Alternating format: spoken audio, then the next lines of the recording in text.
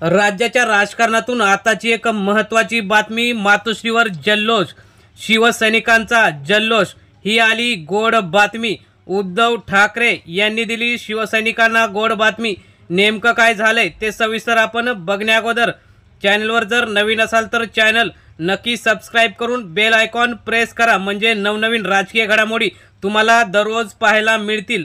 तर आपण सविस्तर बातमी बघूया। राज्याच्या राजकारणात विधानसभा निवडणुका झाल्यानंतर अनेक अशा घटना घडत आहेत। एकमेकांचे विरोधक असलेले पक्ष आता जवळ येताना दिसत आहेत।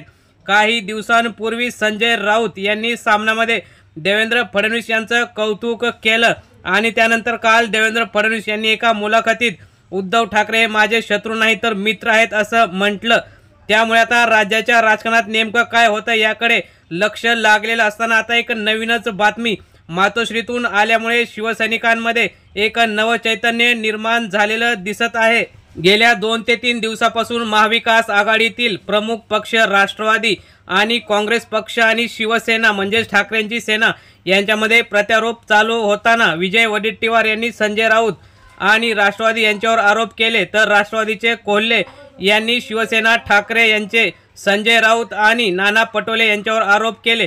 त्यामुळे आता महाविकास आघाडी ही राहणार नाही असं दिसत असताना आज संजय राऊत यांनी मोठी घोषणा करून शिवसैनिकांचं मन जिंकलं। आम्ही येणाऱ्या महानगरपालिका निवडणुका ह्या स्वबळावर लढणार असून आमच्या शिवसैनिकांना संधी निर्माण झाली पाहिजे असं त्यांनी म्हटलं। त्यामुळे ठाकरेंच्या आदेशाने आता शिवसेना ही आपलं जुनं हिंदुत्व आणि सर्वसमावेशक हिंदुत्व घेऊन पुन्हा एकदा मराठी माणसासाठी स्वबळावर मुंबईत, नाशिक, ठाणे किंवा इतर ज्या 10 महानगरपालिका आहेत तिथे स्वबळावर लढणार आणि आपल्या जुन्या आणि नव्या शिवसैनिकांना संधी देणार असं दिसतं।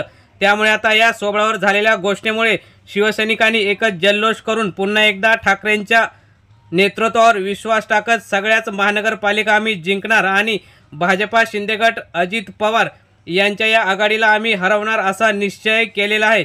तर मित्रांनो, तुम्हाला काय वाटतं, जी ठाकरेंनी स्वबळाची घोषणा केलेली आहे त्याने शिवसेनेला फायदा होईल का?